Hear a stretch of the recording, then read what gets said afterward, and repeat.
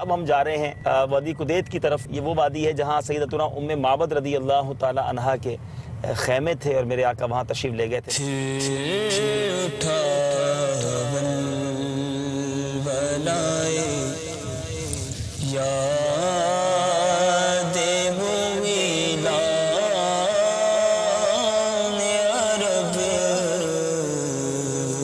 میرے میٹھے اور پیارے اسلامی بھائیوں، صحرا کی ہوا، اس میں ریت کے ذرات بھی ہوتے ہیں اور ایک عجیب سی اس کی یوں سمجھ لیجئے بھینی بھینی مہک ہوتی ہے، اور اگر یہ صحرا عرب کا ہو، سبحان اللہ، تو پھر اس کا لطف ہی دوبالا ہو جاتا ہے۔ یہ مٹی بھی اچھی لگنے لگتی ہے۔ اور آج جس مقام پر ہم ہیں، بڑی تمنا تھی اس مقام پر آنے کی، بڑے عرصے سے تلاش کیا ہمارے کچھ اسلامی بھائیوں نے، اور پھر یہاں کے کچھ مقامی عربیوں سے اس مقام کو معلوم کیا۔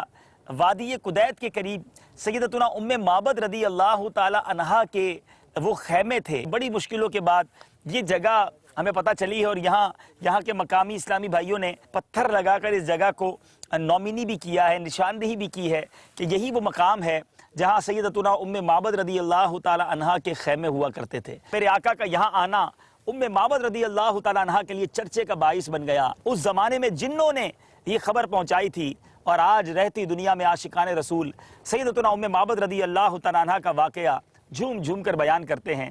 کیا قسمت تھی ان کی کہ ان کے گھر میں نبی پاک علیہ الصلوۃ والسلام تشریف لائے۔ سبحان اللہ، اللہ تعالی ہمیں بھی نبی پاک علیہ الصلوۃ والسلام کے دیدار سے مشرف فرمائے، وہ مبارک اور نورانی چہرہ دیکھنا ہمیں بھی نصیب فرمائے۔